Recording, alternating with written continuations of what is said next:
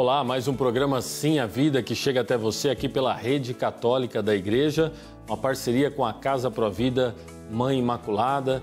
Estamos sempre trazendo o tema da vida humana, sua dignidade, desde a concepção até a morte natural, a dignidade do ser humano, essa dignidade que precisamos conhecer, precisamos pegar vários pontos de vista, várias compreensões em vários âmbitos, para que possamos também defender a dignidade da vida humana. E no programa de hoje nós vamos entrar no âmbito jurídico. Mais precisamente nós vamos falar do Pacto de São José, que é um pacto internacional, países assinaram, nós vamos ver isso em relação ao Brasil, e a defesa da vida. Para isso temos conosco aqui o André Brandalize, pai de 4 filhos, advogado trabalhista, blogueiro, podcaster. Quanto tempo, hein, André? Você arruma para todas essas coisas aí? Prazer estar aqui. O dia tinha que ter mais do que 24 horas, não é muito fácil. Eu digo por mim mesmo também.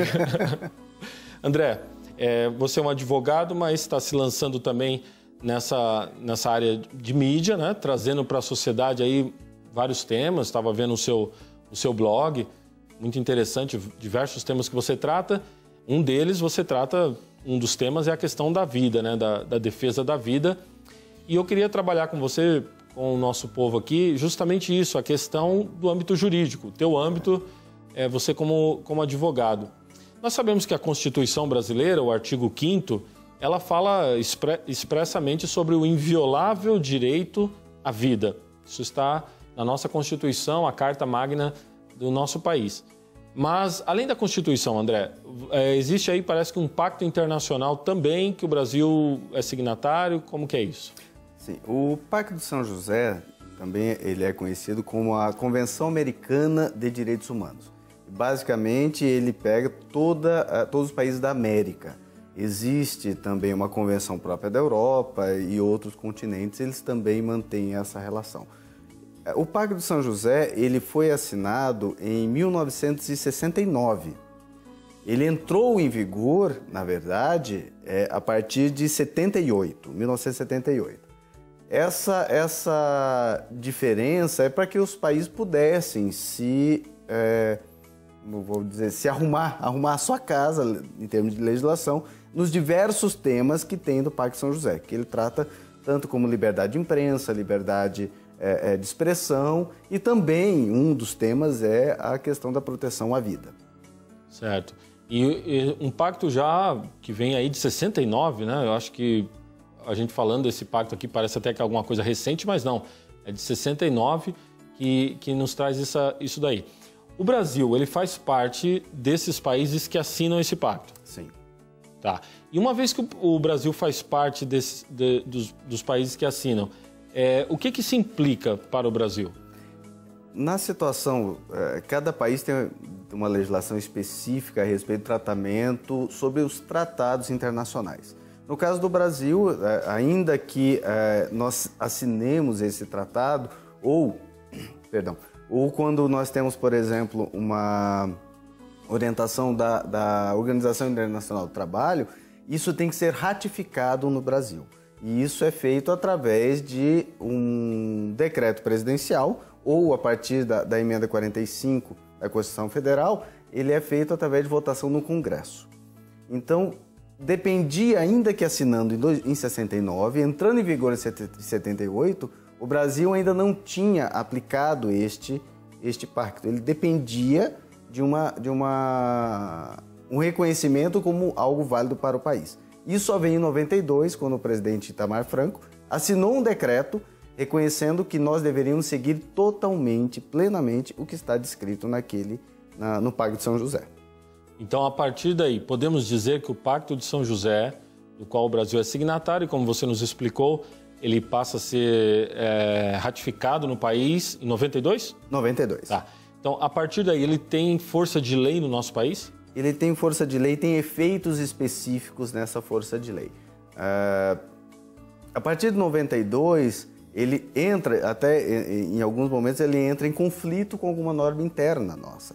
Isso foi algo interessante, porque veio a ser discutido depois no Supremo Tribunal Federal. Em uma votação, o processo foi julgado, salvo engano, em 4, o STF entendeu que o Pacto de São José ele tem plena validade na nossa legislação. Ele não tem a força constitucional, porque ele não como foi feito por decreto, ele não foi feito por votação no Congresso, ele não tem força constitucional. Certo. Mas ele está entre a Constituição e a lei ordinária. O que significa que qualquer lei federal, ele não pode contrariar o Pacto de São José. Ele está acima. A única norma brasileira que tem força para seria derrubar ou revogar qualquer previsão do Pacto de São José é a Constituição Federal. Certo. E o Pacto de São José, do qual o Brasil, então, é importante nós reforçarmos isso, ele é signatário, ele é um pacto onde, nessa questão da defesa da vida, ele é claro sobre isso, sobre o valor da vida humana, sobre a inviolabilidade dessa vida humana. Sim, eu trouxe uma colinha, porque quando a gente fala de normas legais, é importante que a gente leia completamente o que está descrito. Importante. Né? Porque os termos, eles são determinantes no que se refere. No artigo 4º, inciso 1 do Pacto de São José, diz assim: toda pessoa tem o direito de que se respeite sua vida. Esse direito deve ser protegido pela lei e, em geral, desde o momento da concepção. Ninguém pode ser privado da vida arbitrariamente. O Pacto de São José já fixa que os países signatários devem colocar na sua legislação que eles têm, a pessoa, o ser humano, tem direito à vida desde a concepção. Então, essa previsão ela é plenamente aplicável para o país. Você acha, André, na tua observação assim, porque a nossa Constituição, ela é recente, assim, de 88, né? Enquanto que o Pacto vem de 69.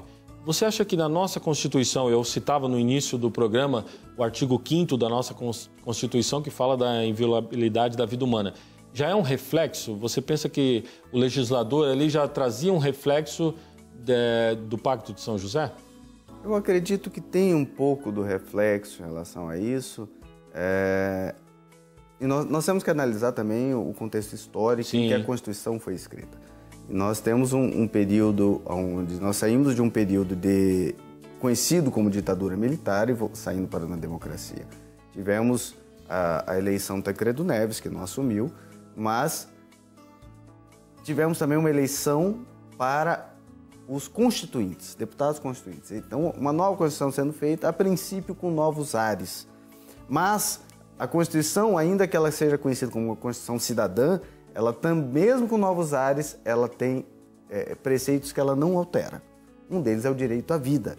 E quando fala a visão do direito pleno à vida, ela também está defendendo a partir já da gestação, né? E aí isso veio um reflexo depois de outras normas que vieram depois da Constituição de 88, também com um reflexo desta visão de direito a partir da concepção. Bem, muito importante nós sabermos isso, porque num programa onde nós defendemos o valor da vida, nós precisamos ter aí fundamentações, inclusive essas fundamentações jurídicas das nossas leis, tanto leis internas nossas, como leis também que nós fomos signatários a nível internacional. Nós vamos para um breve intervalo nesse programa Sim a Vida. Antes eu gostaria de dizer que você pode ajudar a Rede Católica da Igreja a manter este e outros programas de evangelização no ar. Você pode entrar em contato pelo site www.padrereginaldomanzotti.org.br. Você pode ligar no prefixo 41 3221 6060. O programa Sim a Vida já retorna.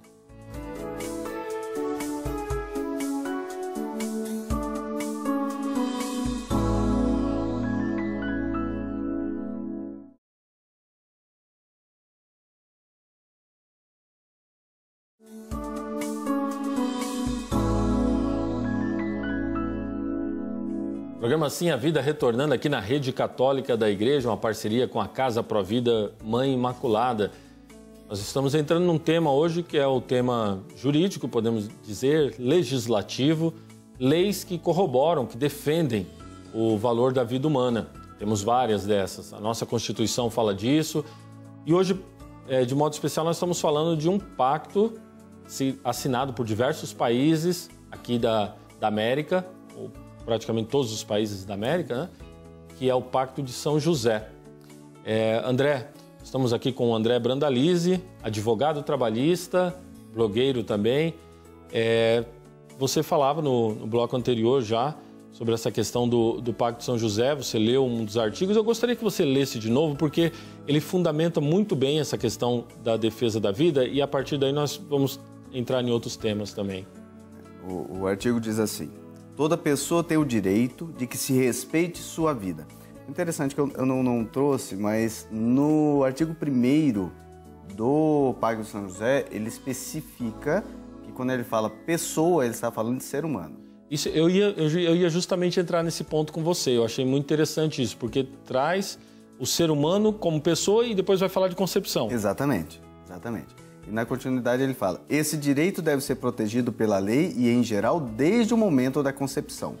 Ninguém pode ser privado da vida arbitrariamente. Podemos dizer, André, que então o pacto já está, o legislador aí já está concebendo que uma vez que a pessoa é concebida, ela é uma pessoa e por isso ela tem direitos? Exato. Essa é a interpretação que nós podemos ver. E essa interpretação, o interessante é que o Pacto de São José, ele tem força de norma legal para a gente, para o Brasil, mas ao mesmo tempo ele tem como objetivo forçar que esses países assinantes, eles coloquem na sua legislação esta proteção à vida. Certo. E daí que vem outra na nossa legislação, né? Aí que eu pergunto para você, alguma outra previsão na lei brasileira nesse sentido? Sim. Nós temos, eu sei que o Estatuto da Criança e Adolescente muita gente odeia, porque protege o menor infrator e tal, então eu sei que muitas pessoas têm pura ojeriza ao ECA. Até já chamar de ECA, muita gente já não gosta. Mas o próprio Estatuto da Criança e Adolescente, ele já prevê no artigo 7º que é assim: a criança e o adolescente têm direito à proteção à vida e à saúde, mediante a efetivação de políticas sociais públicas que permitam o nascimento e o desenvolvimento sadio e harmonioso em condições dignas de existência. Então, o próprio Estatuto da Criança e Adolescente ele já fixa que a criança tem direito ao nascimento. Se você une, e no direito nós trabalhamos muitas vezes em conjunto com normas legais, quando você tem o Pacto de São José, que tem ele nível hierárquico, ele está acima do ECA, então a partir do momento que o Pacto de São José fala que a partir da concepção a pessoa já tem direito à vida, e pega o Estatuto de Criança e Adolescente, ele fala da questão do direito ao nascimento, unindo os dois, então você tem que a pessoa, a partir da concepção, tem direito ao nascimento. Isso é fundamental porque aqui no programa Assim a Vida nós temos visto muitos testemunhos de mulheres que em determinado momento da sua vida estavam pensando ali, a gente não está aqui para julgar, né? As situações são diversas, o desespero e tudo mais, de tirar uma vida. E temos percebido uma certa tendência do poder público a favorecer o aborto, ainda que o aborto seja ilegal no nosso país. Mas a gente percebe uma tendência a favorecer o aborto. E pelo que o próprio Estatuto da Criança e do Adolescente está falando, como você citou, deveria se favorecer o nascimento. O nascimento. E podemos agravar um pouco mais, porque algumas pessoas, é interessante que o Pacto de São José, ele é muito desconhecido. E é normal, porque se trata de um tratado internacional e tem gente que acredita que ele não vai ter uma força legal no Brasil. Mas, em 2002, com o novo Código Civil, esta previsão do Pacto de São José ficou claro. O artigo 2º do Código Civil estabelece assim: a personalidade civil da pessoa começa do nascimento com vida, mas a lei põe a salvo, desde a concepção, os direitos do nascituro. O que isso significa?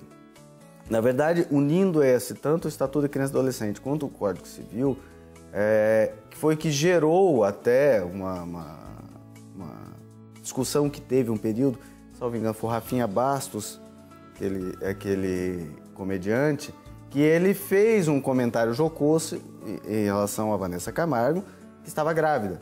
E o Rafinha Bastos foi condenado a pagar uma indenização, não somente a Vanessa, mas também a criança, que nem havia nascido. Que nem havia nascido.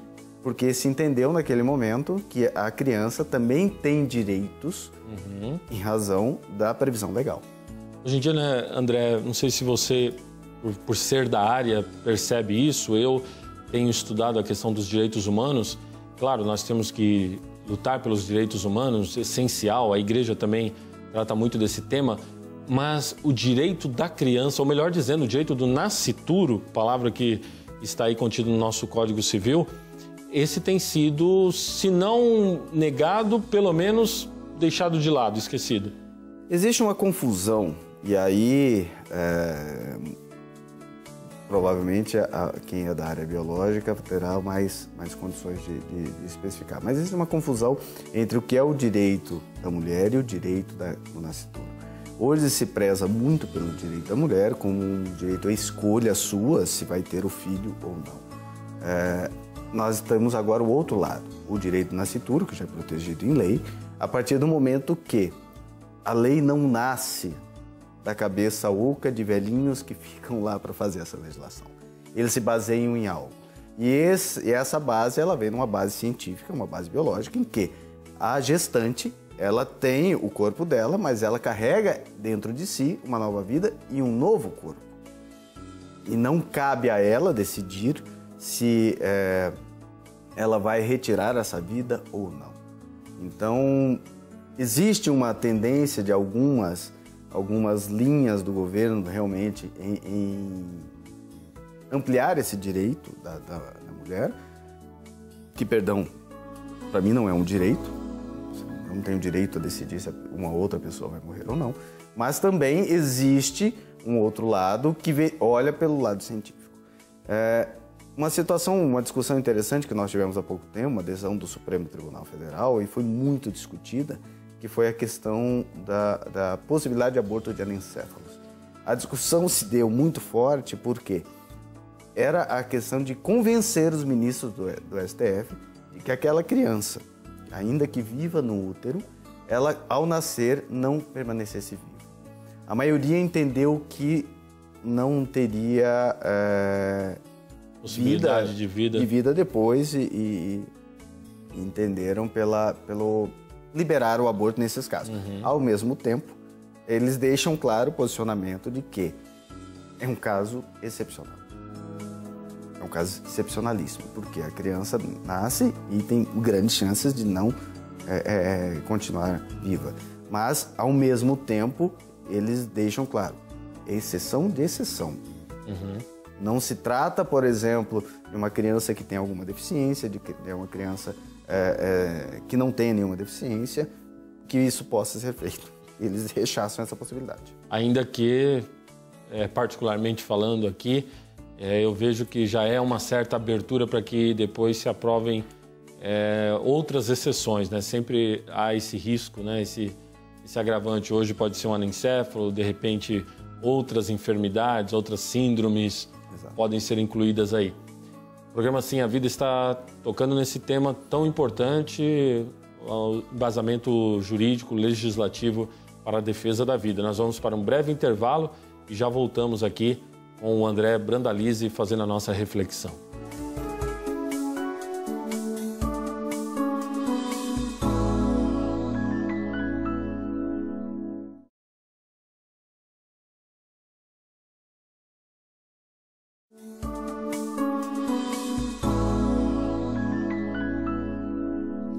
Programa Sim a Vida retornando para mais esse bloco, é o último bloco já do programa, onde nós estamos conhecendo o Pacto de São José. Digo conhecendo porque realmente para muitos de nós é algo novo. Estamos aqui com o André Brandalize, advogado, blogueiro, podcaster, faz o seu trabalho aí também na mídia, inclusive trabalhando com a questões como essa da vida, né? André, o Pacto de São José podemos dizer, desconhecido das pessoas leigas, né? Sim. Desconhecido dos leigos. Mas para os juristas, para as pessoas da área, não sei se é desconhecido ou não deveria ser desconhecido. Ele não chega a ser desconhecido, como eu tinha comentado, acho que no primeiro bloco, Em 2004, houve uma decisão do Supremo Tribunal Federal e que não se referia a esse tema, mas se referia à questão da prisão de um depositário infiel. E a base da discussão era o Pacto de São José. A partir do momento em que a Constituição Federal prevê algo, o Pacto de São José ele limita esta previsão, houve um certo conflito. Desculpa, só um pouquinho, para as pessoas entenderem, esse depositário infiel, quem é? O depositário infiel são situações em que, por encargo contratual ou até por determinação jurídica, determinação processual, a pessoa fica com um determinado bem a seu cuidado. E o bem se deteriora, ele perde o bem, ele vende, alguma coisa nesse sentido, como ele tinha a obrigação de cuidar, ele não cuidou, ele é considerado como depositário infiel. E era questão de prisão de depositário infiel. E a base da discussão, até uma decisão, um acórdão que eu tive a oportunidade de ler, eu tenho essa mania. Eu digo que eu sou meio nerd jurídico, eu gosto. A discussão está na imprensa, tudo bem, me dá a decisão que eu quero ler a decisão, eu quero ver os fundamentos. E o fundamento era em base do Pacto de São José, a questão da validade e aplicação dele no Brasil. Naquele momento se decidiu que ele estaria abaixo da Constituição e acima da lei ordinária. Então ele está no meio. Mas os efeitos dele causaram que naquele caso específico, e aí é uma decisão do STF geralmente causa uma jurisprudência para instâncias inferiores, o Pacto de São José tem aplicabilidade plena no Brasil. Tá, então diante disso, André, de um Pacto de São José, que como 2 vezes já você mencionou o artigo, falando da pessoa, falando desde a concepção, dessa valorização, desse cuidado com a vida. Porém, nós temos visto aqui no Brasil, vamos nos ater ao Brasil, né? Podíamos até falar de outros países também signatários, mas vamos nos ater ao Brasil. Nós temos visto, pelo menos na última década, e até um pouco mais, avançando um pouco mais, tentativas constantes de legalização, laxismo na lei, para que o aborto aos poucos seja legalizado, para que seja aberto no nosso país, né? Uhum. É contraditório e eu diria até, não sei se você concorda comigo, ele é contraditório porque ele vai contra justamente um pacto e a Constituição brasileira que abertamente falam do valor da vida. Nós temos, na verdade, hoje a previsão do Código Penal, onde ele não autoriza, mas ele não criminaliza, não penaliza a questão da prática do aborto em casos muito específicos. Existe uma tentativa de,